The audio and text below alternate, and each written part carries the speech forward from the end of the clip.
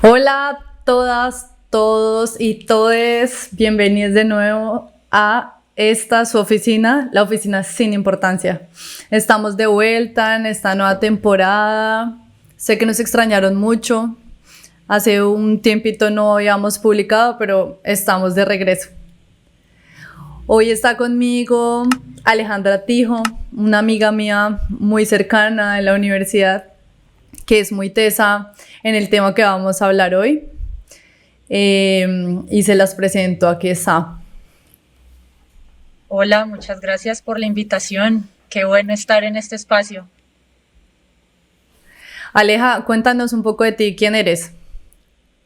Bueno, mi nombre es Alejandra Tijo, tengo 30 años, yo soy profesional en relaciones internacionales, pero toda mi vida la he guiado hacia la música. Casi siempre todo lo que he tratado de hacer pues es guiado hacia la música, la historia de la música, soy una apasionada por la música. Entonces, destiné mucho tiempo, sobre todo cuando estuve en la universidad, hablando de música y tratando de vincular mi carrera con asuntos musicales prácticamente. Tuve un espacio de conferencias llamado Rock Politicón en la Universidad de San Buenaventura. Y sí, prácticamente todas las cosas que pude escribir de proyectos, cosas que tuve que presentar en su momento, pues fueron guiados hacia eso, hablar sobre asuntos musicales de todas las décadas de la historia. En general me gusta mucho la música, pero siento yo que estoy como más guiada como hacia el rock y el pop.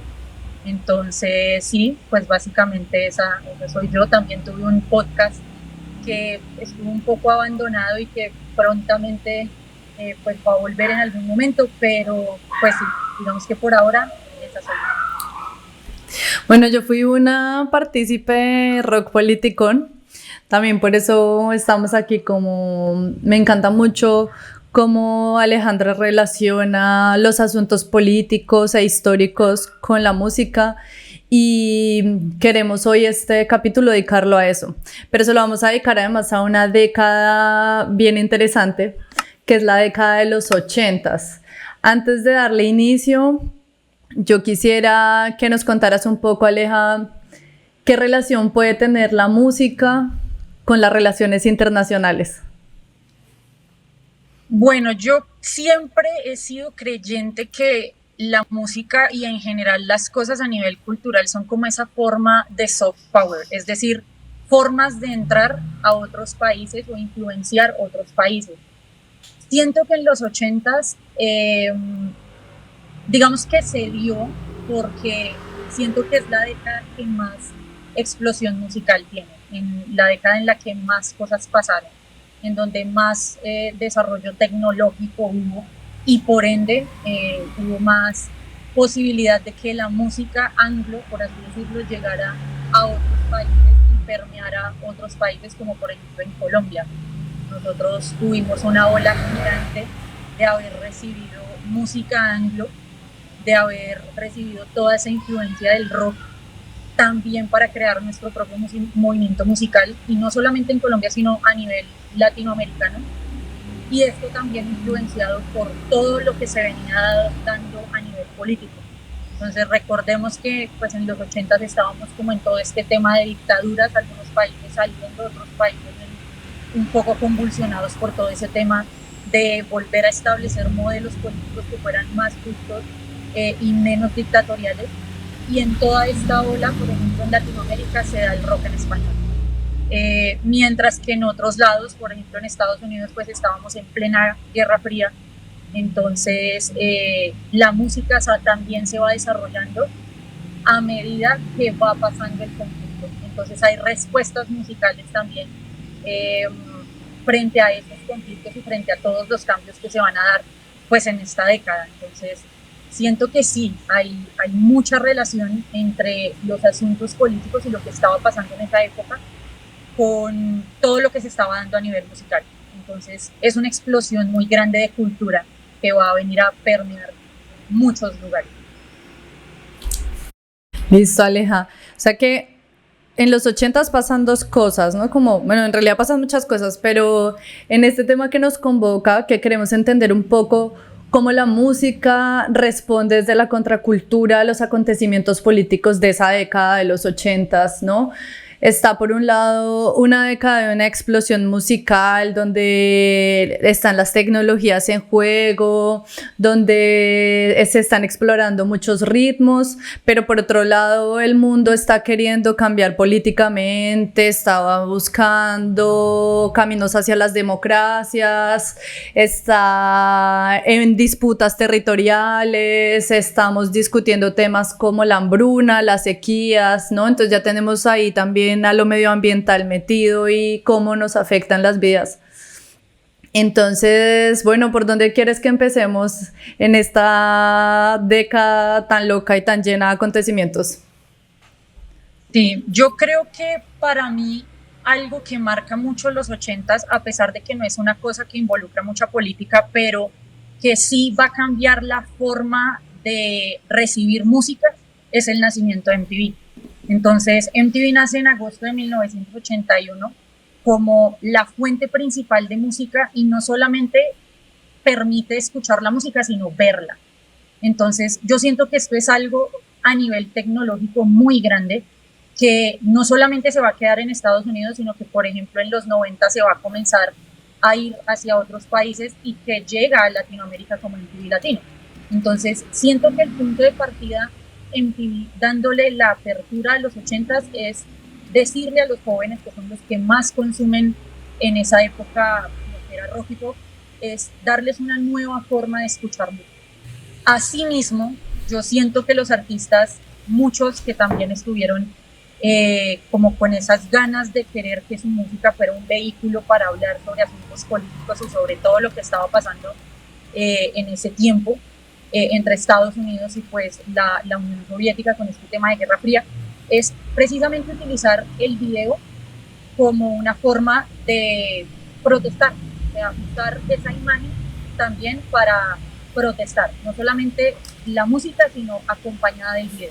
Entonces, muchos artistas, como por ejemplo Bruce Springsteen, que fue elemental en todo ese tema de usar la música como vehículo en los 80s, comienza a hacerlo. Entonces, siempre han dicho, y creo que es una anécdota que me gusta contar muchísimo, que Bruce Springsteen es muy patriota porque Ronald Reagan en esa época también se vuelve presidente de los Estados Unidos en 1981 y tiene un periodo hasta 1989.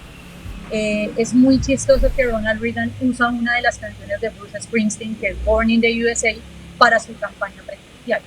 Entonces, la anécdota graciosa que siempre cuenta Bruce Springsteen es que él no hizo esa canción como un tema de patriotismo. Si miran bien la letra y leen bien la letra, es todo lo contrario. Es decir, que los jóvenes inexpertos son la carne de cañón para ir a enfrentar los otros ejércitos, por ejemplo, en la guerra de Vietnam. Entonces, esos jóvenes inexpertos son la carne de cañón para irlos a poner en el tema de la pelea. Y que las élites nunca van a enfrentar eso. Entonces, sí es como muy notorio ver que muchos artistas comienzan a hacer eso, a usar su música para protestar contra todo lo que está pasando. Pasaron muchas cosas en esa época, entonces siento que MTV es un vehículo para ellos, para dar a conocer su música, sí, pero también darle a los adolescentes el video. Entonces, siento que ese puede ser como un punto de partida para hablar de los 80s y de la década. El surgimiento de MTV, pero también la figura de Ronald Reagan en los 80. Quisiera como que me contaras un poco más qué pasa o qué significa en la política exterior de Estados Unidos y en Estados Unidos en sí mismo, que esté en la presidencia alguien como Ronald Reagan. Ronald en su época era una estrella, o sea, él siempre fue una persona como que quiso darse a conocer de forma mucho más fuerte y sus políticas exteriores y sus planes de política siempre fueron vinculados a que Estados Unidos tenía que ganar a como de lugar la Guerra Fría. Entonces, por ejemplo, él tuvo una de las políticas como más fuertes, que fue todo este tema de la Guerra de las Galaxias, que a pesar de que todo el mundo lo vincula como con Star Wars, no. La Guerra de las Galaxias fue una política prácticamente armamentista de Ronald Reagan, de comenzar con la carrera y estar preparados a nivel armamentístico y nuclear para poder combatir cualquier ataque que se diera de la Unión Soviética en esa época. Entonces, la política de él siempre fue muy fuerte, de hecho fue llamada el reaganismo, y siempre estuvo como guiada a que todo lo que tuviera que hacer Estados Unidos en los 80s era al otro hemisferio, o en este caso a la Unión Soviética, en términos de todo, en términos económicos, en términos armamentistas, en tener más presencia. Entonces, siempre fue como una guerra de tensión. O sea, la Guerra Fría, a pesar de que tuvo sus momentos bélicos, siempre fue muy de amenazas. Entonces, casi en todo lo que es el recorrido de la Guerra Fría es ver quién quería tener más predominio. Lo que pasa a nivel musical también es muy notable porque de hecho la Unión Soviética prohíbe y hace una lista de artistas prohibidos en la Unión Soviética para escucharse. Entonces, no es raro que artistas como Kiss, como Duran Duran, como el mismo Michael Jackson, como Bruce Springsteen, como U2 fueran artistas vetados porque daban mensajes contrarios a lo que se hablaba normalmente en la Unión Soviética. Entonces, siempre fue una carrera, siempre fue una tensión, y siento que Ronald siempre quiso ganar esa batalla, y en algún punto, sobre todo como a nivel cultural y a nivel de todo lo que se daba musical, se logró porque, pues lo que te comento, artistas vetados en la Unión Soviética ya daba cuenta de que hasta lo cultural había logrado llegar hasta la Unión Soviética y hasta los jóvenes de la Unión Soviética. Entonces, tener una lista de prohibidos, pues ya es una ganancia, por así decirlo. O sea que lo cultural es político, ¿no? Como un poco pensar cómo la música juega también ese rol de romper fronteras y poder llevar formas de vida, de pensamiento, de cómo nos pensamos, estructuras mucho más grandes como los estados. Y en ese Claro. sentido quisiera pues como que nos profundizarás un poco, no sé, como cuál es ese rol de bandas como YouTube o como Duran Duran, pues sí, en ese contexto de la Guerra Fría. Y pues yo sé que ya no lo dijiste, pero de pronto si hay alguna canción que nos puedas decir como, parce, esta canción es como un golpe certero a tal momento, sobre todo contra la Unión Soviética, o incluso si alguna de esas bandas también le hacían una contraposición a un Ronald Reagan y también a Estados Unidos y lo que Estados Unidos estaba proponiendo como formas de vida.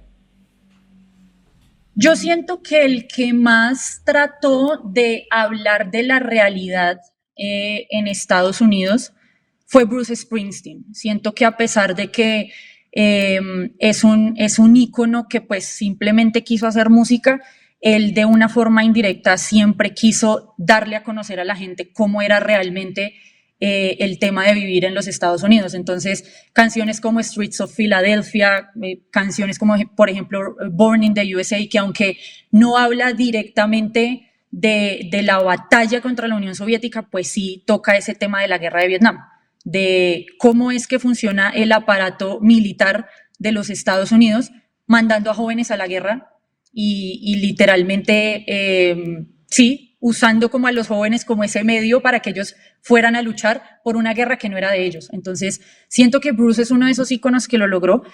Aquí me voy a saltar un poquito a 1985, porque yo siento que es un momento en donde realmente los artistas dicen, tenemos que hacer algo. Y esto, digamos que va más allá de lo político en Estados Unidos, sino que ya los artistas ven que en el mundo pasan cosas que los políticos están dejando a un lado por el tema de la guerra. Entonces, en 1985 pasa este tema de la hambruna en Etiopía, y es que por una extrema sequía y por literalmente un gobierno que estaba robando el dinero del país, se da este fenómeno de hambruna. La gente se comienza a quedar sin alimento y sobre todo que la agricultura sufre muchísimo por ese tema de la sequía. Eso lleva a que a los artistas creen una iniciativa que se llama Band Aid. Esto por un cantante que se llama Bob Geldof, que hizo parte de una banda que se llama The Boomtown Rats. Él es de Reino Unido. Él crea esta iniciativa para comenzar a recoger fondos para ayudar a la gente en Etiopía. Se da este fenómeno de Band-Aid primero en Reino Unido. Con esto pues se crea una canción que se llama Do They Know It's Christmas, que sale en Navidad, en la Navidad de 1985, en 1984, y los fondos o las ventas de esta canción lo que hacen es darlas como a ayudas a la Cruz Roja y a todas estas organizaciones no gubernamentales que querían ayudar para la hambruna, para que se llevaran alimentos a Etiopía. Y por otro lado, los artistas americanos deciden tomar esa iniciativa y pues tomar la llamada de Geldof para hacer lo suyo, que en este caso se va a llamar USA for Africa, y sale una canción muy conocida por todo el mundo que es We Are the World.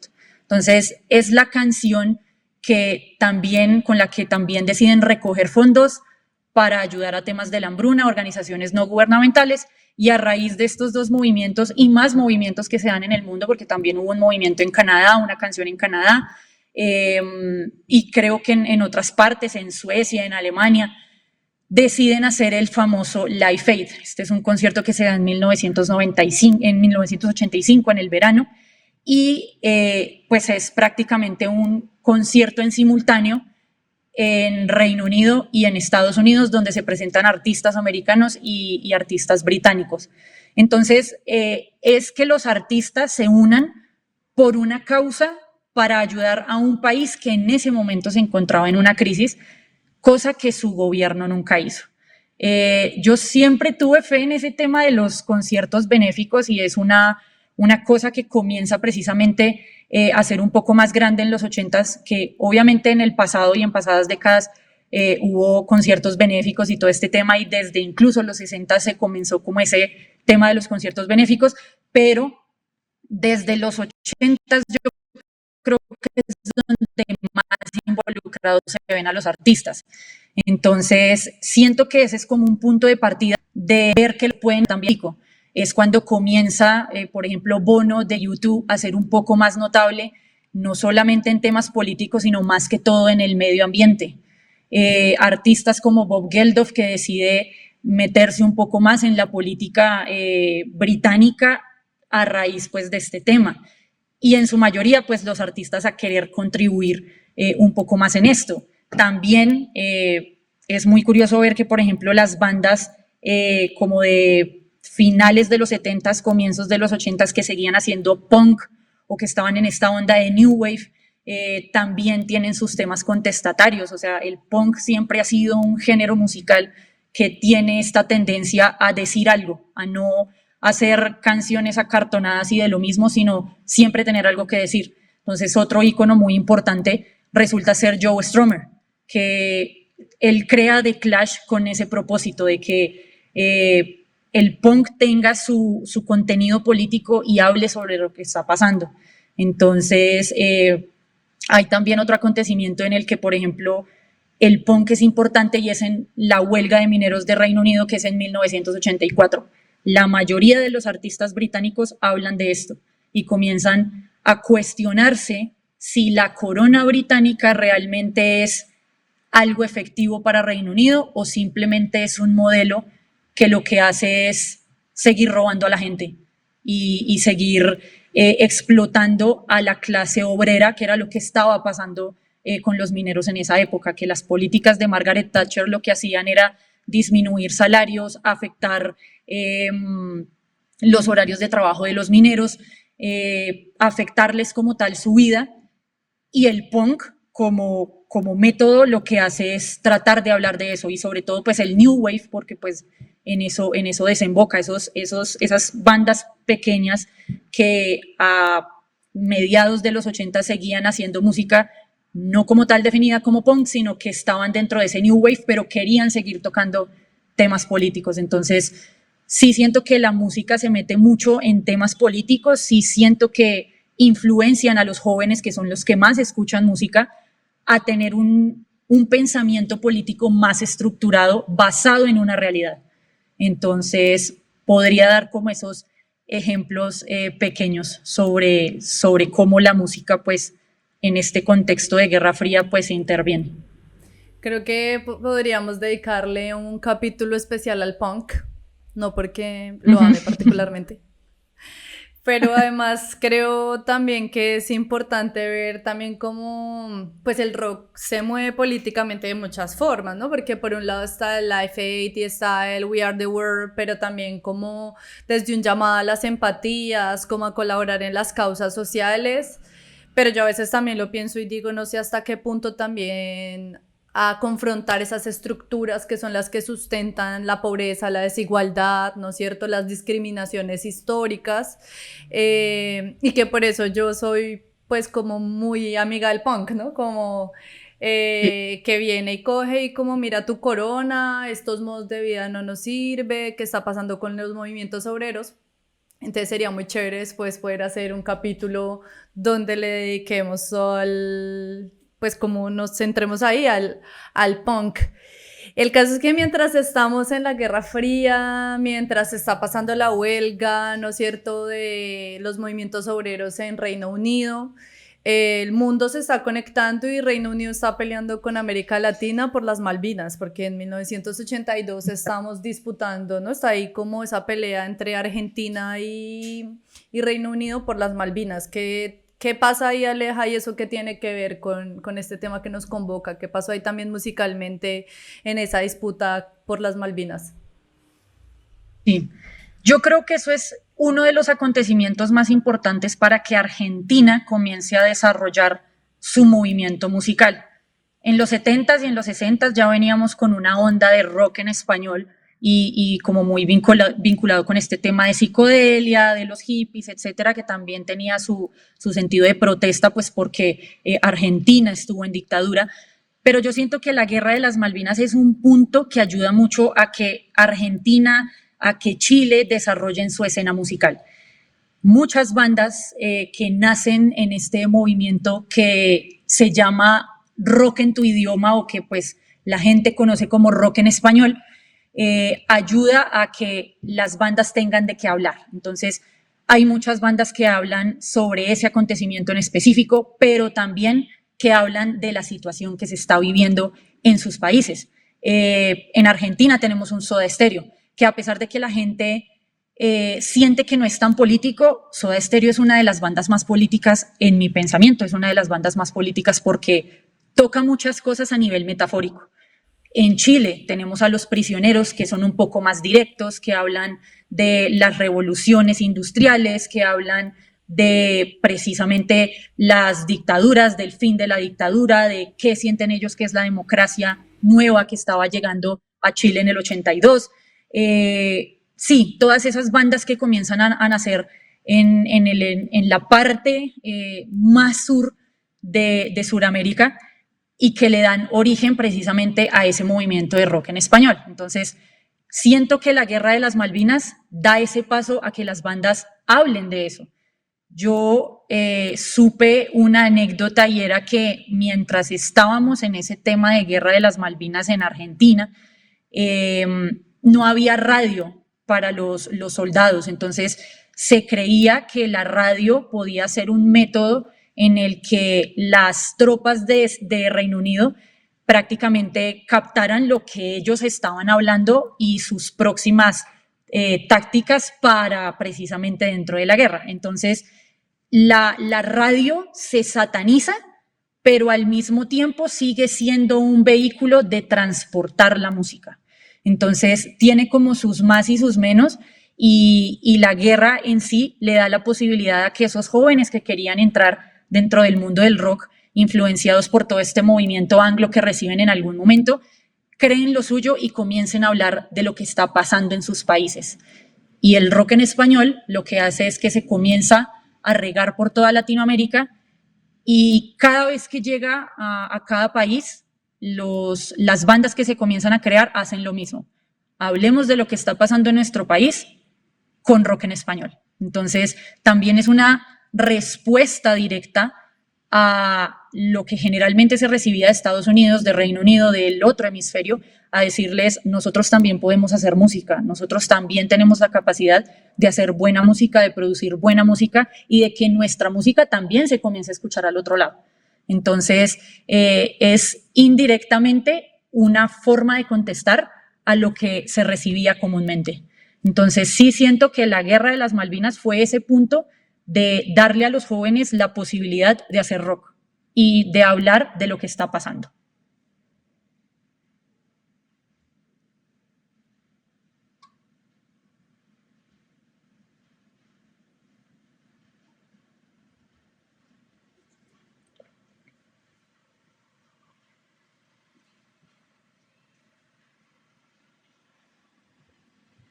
Ejemplo, lo podemos ver en canciones de los fabulosos Cadillacs, ¿no? Y sus, así, o sea, etcétera, etcétera, etcétera, porque también como pasan muchas cosas musicalmente en América Latina en la década, pero además en los ochentas llega a Colombia el punk.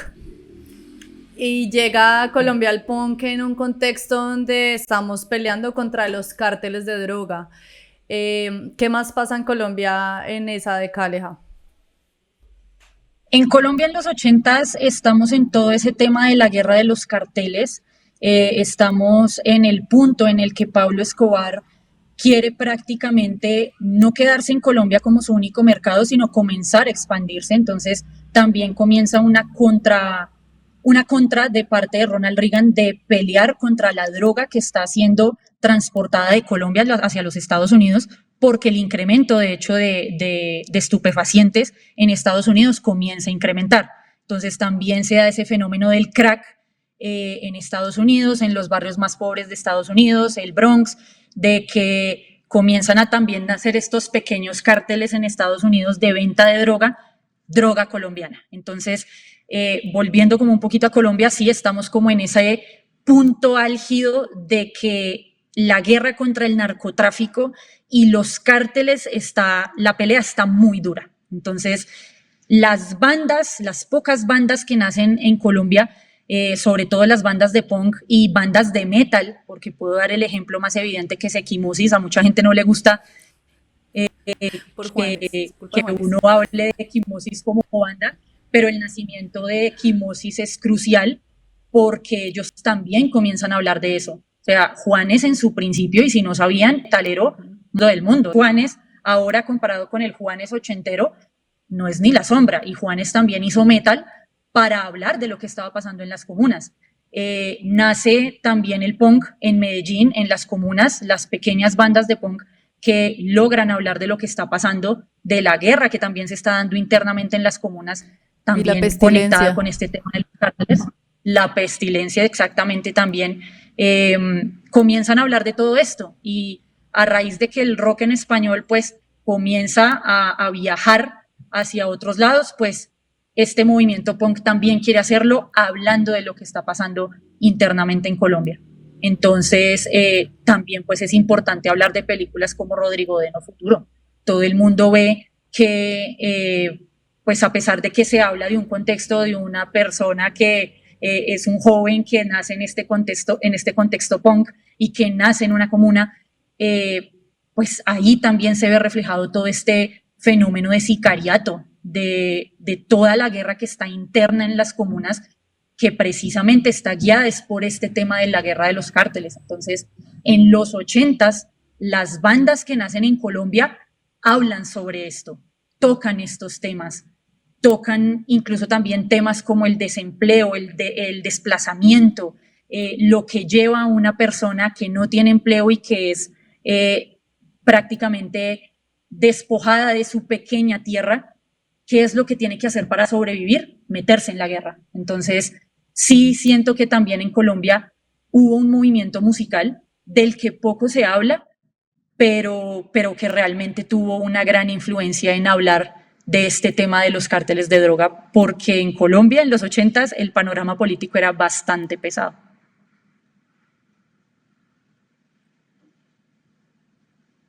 Decía Rodrigo D, ¿no? Caminando por la calle sin saber a dónde voy, porque son generaciones sin futuro. Pero además, o sea, Colombia está en un panorama político muy brutal, ¿no? Estaban matando las oposiciones políticas, estaba la persecución en su auge, fue cuando el narcotráfico impregnó completamente la política colombiana y nos quedamos ahí. Sí. pero además fue la toma y la retoma del Palacio de Justicia, pasó lo de Armero, ¿no? Pasaron muchas cosas en el país para esa década y la música respondió. Incluso me pareció muy triste que cuando hicieron ese documental de Netflix sobre rock en español, ¿cómo era? ¿Romperlo todo? Epa, Rompan no, todo. pues sale Aterciopelados, pero no se habla más de lo que pasa musicalmente en Colombia y cómo la música responde, ¿no? Claro. Claro, también porque, pues por el representante de esas bandas que era quien estaba dedicado como ese documental, pero creo que ahí tenemos una deuda. Ahora que hablabas también del papel de la radio en Argentina, pensaba mucho en una película que se llama algo así como Rocking the Boat o Rock en el Bote, The no me Boat acuerdo That bien cómo Rock. se Sí. llama. Y cuenta mucho eso, como en Reino Unido se prohíben el rock en las radios y se crea un movimiento donde se van en embarcaciones para poder colocar rock y transmitirlo por radios ilegales. Entonces creo que Claro. también eso es como el rock es un refugio para las juventudes que no están encontrando un lugar, que no se sienten identificadas y que no quieren estar o ceñirse a esos modos de vida que el mundo político les está proponiendo. También en los 80s tenemos el terremoto en México. ¿Qué pasa ahí? Sí. Yo siento que ese también es un punto crucial para el rock en español mexicano. Mucha gente, pues de hecho en el documental de Netflix se habla, porque yo lo recomiendo muchísimo a pesar de que pues sí falta un poquito que tocaran más Colombia, pero México es uno de los países que más movimiento de rock en español tiene.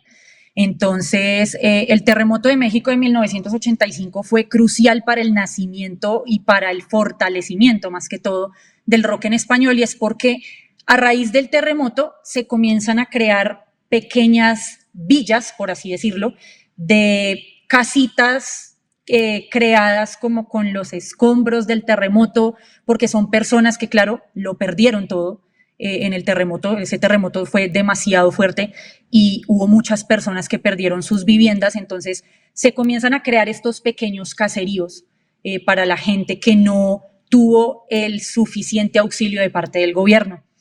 En esos pequeños caseríos nacen bandas importantes para el movimiento del rock en español, como por ejemplo La Maldita Vecindad y Los Hijos del Quinto Patio. Ellos nacen en ese contexto del terremoto. Café Tacuba también nace en ese mismo contexto del terremoto. Ese tipo de bandas que son como un ska rock and roll, lo que hacen es hablar de lo que pasa en su diario vivir en esas pequeñas comunas que se comienzan a crear después del terremoto.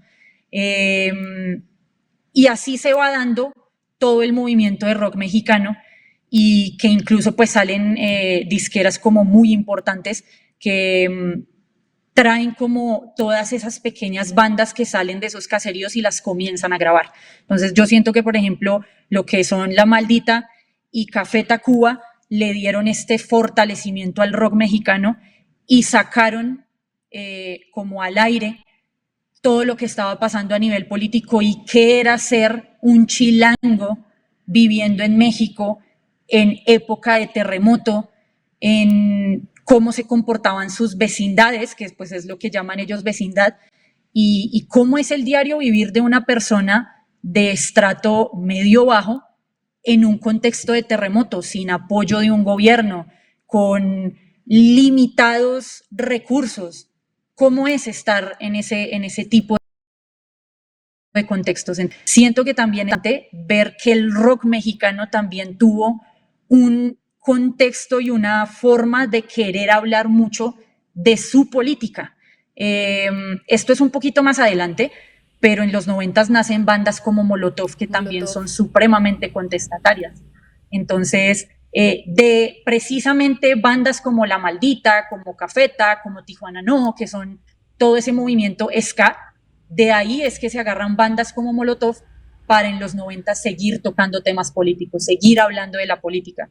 Y no es solo que La Maldita y Cafeta hayan originado eso, no, o sea, eso viene incluso desde antes, o sea, bandas como el Tri, bandas de ese como rock and roll mexicano inicial, ya estaban tocando temas políticos, ya se estaban dando muchas cosas a nivel político en México, la masacre de Tlatelolco, bueno, todo lo que pasó a nivel político en México, y la constante, bueno, no le quiero llamar guerra, pero sí esa disputa entre el PAN y el PRI.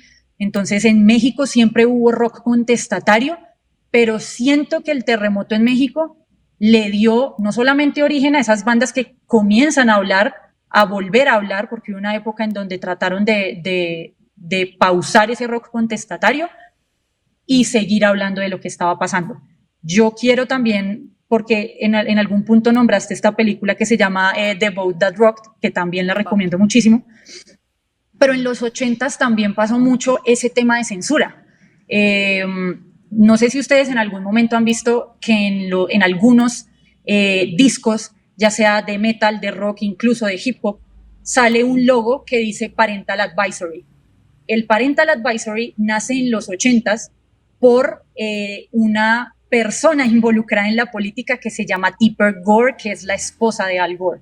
Ella crea un movimiento de personas católicas cristianas, y son estas personas que comienzan a protestar por todo lo que está saliendo de música en métodos de metal, el thrash, el glam metal, de pop también, porque comienzan a ver que la música también tiene el sentido sexual y de hablar de libertad sexual. Entonces esto les cae supremamente mal y comienzan a protestar y a querer prohibir. Yo recomiendo mucho un documental que se llama The Decline of Western Civilization, The Metal Years. Es un documental hecho por Penelope Spheeris y ella habla de cómo se comporta la escena del glam metal, Sunset Strip en Los Ángeles, pero también alcanza a tocar un poco lo que es la contraparte del glam metal, que es el thrash.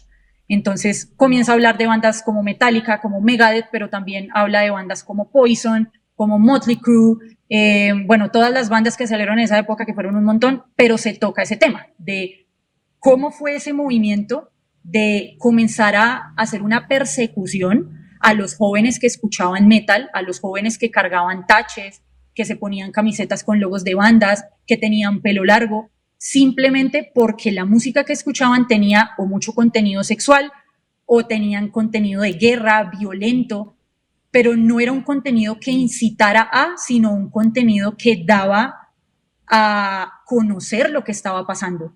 Entonces, bandas como Megadeth siempre hablaron de, a pesar de que tenían como su toque nihilista y de hablar de la vida de un joven aislado por la misma sociedad que le prohibía escuchar música, también hablaban de cosas políticas. Hay una canción en específico que es Peace Cells, que habla muchísimo de lo que pasa y cómo funciona la política estadounidense y sobre todo cómo funciona lo militar en Estados Unidos. Entonces hay un pedazo que dice, no te preguntes tú qué haces por tu país, sino qué hace tu país por ti.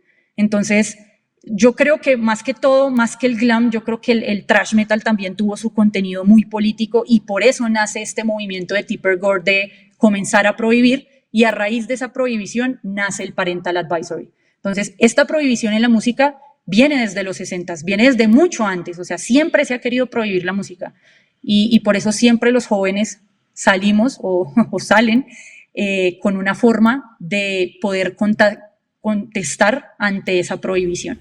Entonces, por más de que existe el Parental Advisory, ok, pero siempre tuvimos cómo contestar. Entonces, el rock siempre se ha caracterizado por saber cómo contestar de la mejor forma. Entonces, sí también quería tocar eso a raíz de que hablaste de ese documental. Quería decir algo que creo que no hemos abordado mucho y es que el rock y la música, ¿no? No solo es el sonido, ¿no? No solo es la música en sí misma, sino todo lo que genera estéticamente, en formas de vida, de comportamiento, en formaciones, en proyectos de vida, ¿no? Como estéticamente también llega, pues, géneros como el rock, ¿no? El metal, el punk, y rompen estéticamente un montón de cosas, ¿no? Llegan los taches, los pelos así súper despeinados, las mallas rotas, que implica una estética glamera en una sociedad tan conservadora, ¿no? Claro. Y es como también se van transgrediendo cosas en temas de género, ¿no? Como hay unas Ujú. estéticas mucho más feminizadas en los hombres y eso Total. también va dejando ahí como unos mensajes. Bueno, y todo lo que implica, si es que estéticamente siento que también rompe mucho y eso también lo hace contracultural. Sí, de hecho yo creo que una de las cosas importantes en los ochentas es precisamente eso, transgredir el tema del género. Entonces en los ochentas es cuando comenzamos a ver todas estas figuras queer, donde hay más liberación sexual, a pesar pues, que esta liberación sexual viene incluso desde los sesentas, yo siento que en los ochentas es donde más auge de liberación sexual hay, porque los jóvenes son más libres de hablar de quiénes son a nivel de género y precisamente la estética les permite eso, expresarse libremente y prácticamente romper como esas barreras del género hombre-mujer. Entonces hay muchos íconos andróginos, o sea, el cantante de Dead or Alive es uno de los ejemplos más grandes, que es Pete Burns, que siempre fue Pete esta Burns. figura andrógena que no le dio pena usar maquillaje y ropa de mujer. Boy George, que también es una figura muy andrógina. Comienza a haber pues un poco más de liberación de artistas, por ejemplo, yo podría nombrar George Michael dentro de Wham, porque yo creo que a George siempre lo catalogaron como el niño bonito y el que todas amaban y se derretían por él, pero George también logra liberarse de esta cadena y de este como sí, ese rol que le crearon de ser el bonito y de solamente fijarse en mujeres, cuando él ya decide salir a la luz pública y decir, esta es mi verdadera identidad sexual. Entonces, los ochentas también permitió mucho eso a raíz de que se rompe muchísimo la estética y se permiten todos estos looks andróginos y que ya de verdad se rompe mucho con el género masculino-femenino, sino que un hombre es capaz de usar maquillaje, pintarse las uñas, pelo largo, pero la mujer también es capaz de usar trajes de un poco sin de soy mujer o soy hombre. Entonces, sí siento que en los ochentas pasó muchísimo eso. Yo creo que eso también viene gracias a David Bowie, porque David Bowie siento que es, primero, el ícono del glam rock, que permite que todas esas bandas glam metal se cojan de ese tema glam rock de David y pues precisamente ser un ícono de transgresión, de como promulgar este tema de ser muy andrógino y de, o sea, nunca supimos cuál era la verdadera identidad sexual de David Bowie porque a él nunca le importó, porque precisamente lo que él quería era que su música tuviera ciertos momentos de poder usar lo que él quisiera y que fuera muy visual. Entonces, de ahí se agarran géneros como el glam metal, de poder decir, yo me quiero ver como una mujer, pero no soy una mujer, soy más hombre que tú.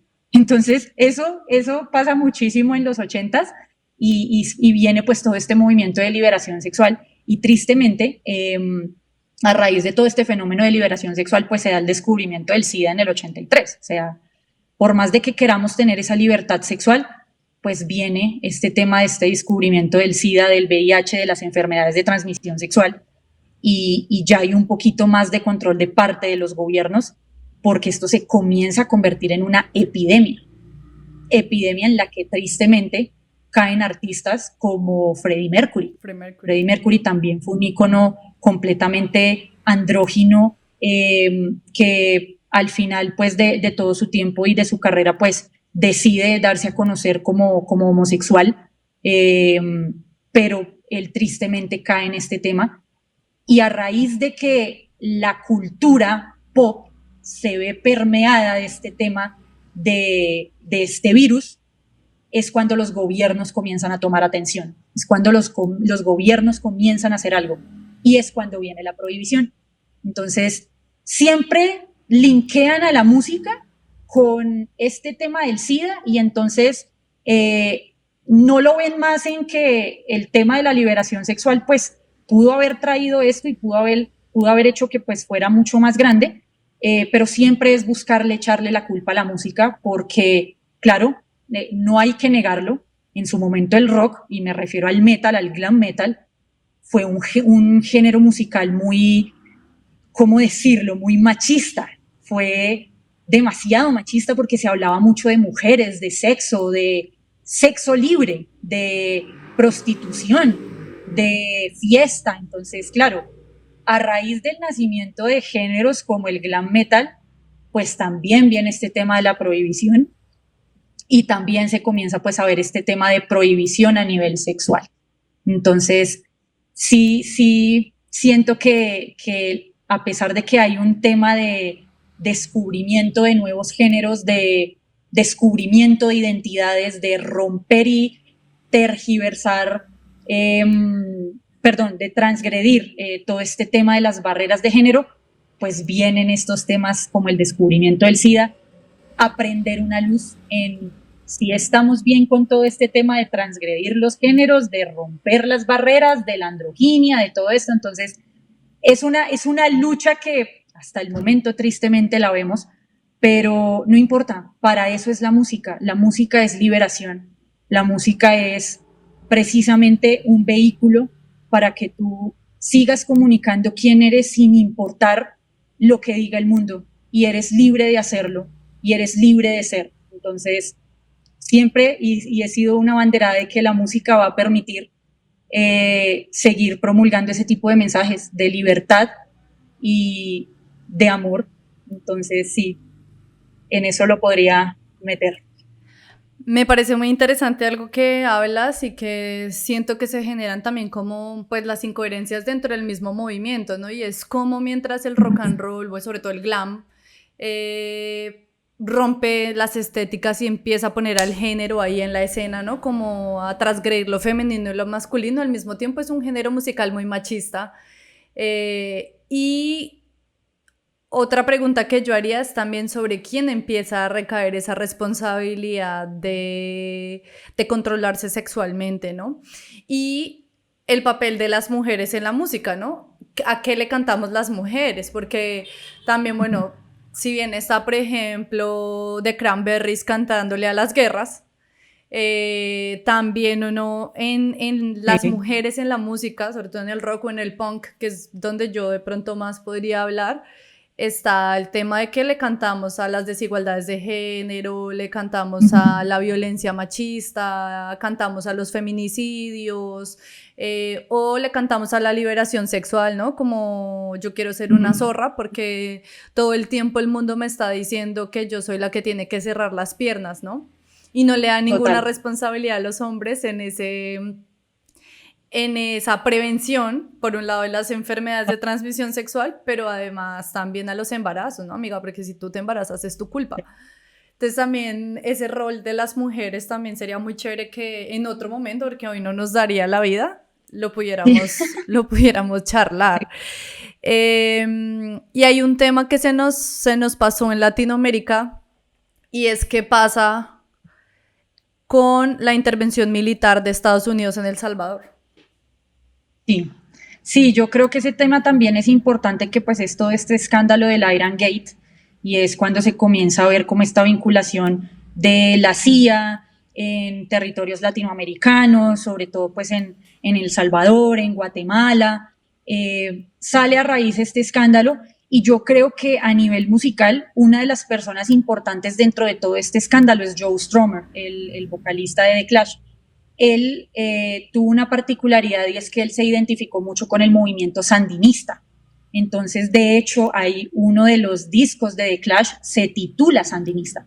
Entonces, Joe Strummer comienza a tomar todas estas cosas que ve que están pasando en El Salvador, en Guatemala, en Centroamérica, y comienza a tomar su música y la vuelve un vehículo para hablar de lo que está pasando, de la intervención de Estados Unidos, de la intervención de la CIA, de las operaciones secretas, de querer que Estados Unidos pusiera un modelo político en esos países centroamericanos, prácticamente a escondidas, porque eso fue el escándalo de Iran Gate dentro de 1985 y 1986, y de ahí es que Joe Strummer coge cosas para hablar de lo que está pasando y hacer. En esa época yo creo que él era un poco más new wave, porque pues recordemos que, pues a pesar de que el punk sigue, hay un pedazo en la historia en donde pues nace este New Wave que todo el mundo dice, ¿qué es eso? ¿Es punk? ¿Es rock? ¿Qué es? Entonces yo siento que Joe está como en esa mitad de sí, quiero hacer punk, quiero hacer música contestataria, quiero hacer música para demostrarle a la gente qué es lo que está pasando en un territorio tan olvidado como era en esa época El Salvador. O sea, en Estados Unidos nadie conocía eso, menos Reino Unido.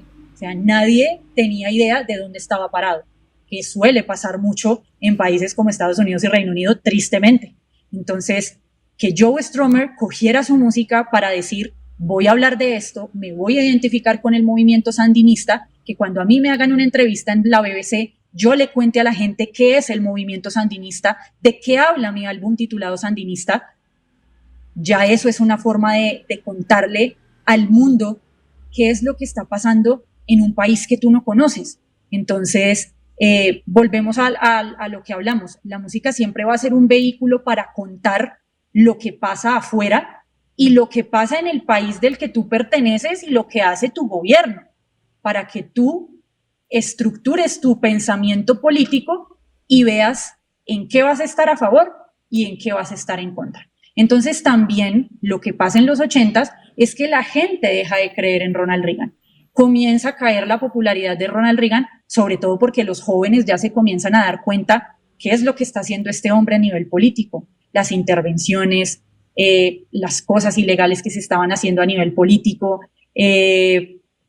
la misma prohibición, lo que hablabas, lo mismo de cargarle a las mujeres que el tema de la liberación sexual y todo este tema de las enfermedades de transmisión sexual comienza porque ellas comienzan a ser más liberadas y no, realmente no. Y nacen también íconos que pues ahí también me gustaría tocarlo. Madonna es un ícono extremadamente sexual y ella es la que comienza a decir la liberación sexual de las mujeres la voy a liderar yo. Entonces, cosas como por ejemplo la presentación de ella en el 85 en los Video Music Awards vestida de novia, arrastrándose por el piso con un cinturón que dice Boy Toy, eso nadie lo había visto. Entonces las mujeres también comienzan a tener ese papel de hablar de cómo ellas, cuál es su papel dentro de ese tema de la liberación sexual. ¿Quiénes son ellas? No somos un pedazo de carne, somos mujeres y también tenemos nuestros derechos a ser libres. Entonces, todos estos acontecimientos están conectados a que también la música comienza a hablar de ellos y asimismo los jóvenes van creando su propia estructura política, su propio pensamiento político. Y en específico, volviendo al tema de El Salvador, porque yo sé que desvarío mucho, sí, yo creo que el icono como más importante es Joe Strummer de The Clash, que comienza a hablar de esto, que tiene la voz de decir, esto está pasando en El Salvador, en Nicaragua, en Guatemala. Entonces, sí, para el tema del Iron Gate, yo siento que es Joe Strummer el que tiene la batuta en eso, con punk. Por favor, si no han escuchado The Clash, tienen que escuchar The Clash. Yo siento que el mundo se divide entre los fanáticos de Sex Pistols y los fanáticos de The Clash. Sí. Pero ya como para cerrar, Aleja, si abrimos esto con la Guerra Fría, tenemos que cerrarlo con la caída del muro de Berlín. ¿Qué pasa? Sí. Es un momento en el que pues está dividida Alemania por todo este tema de posiciones políticas y pues prácticamente está dividido por un muro y se crea lo que es Alemania Oriental y Alemania Occidental.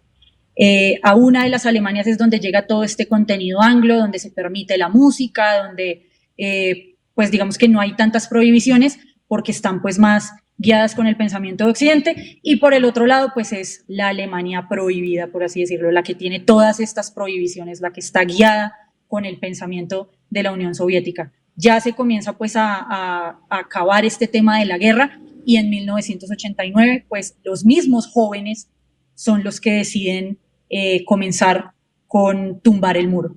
Hay una canción de Scorpions que se llama Wind of Change que habla precisamente de la división, de por qué nos estamos dividiendo por pensamientos políticos, por qué no podemos comenzar a cambiar, que haya un cambio, que haya una unión, que ya no nos divida un muro, sino que ya nos unamos porque en realidad es una guerra que nunca fue nuestra. Entonces, En esa caída del muro de Berlín, de hecho, hay un concierto en donde van muchísimos artistas.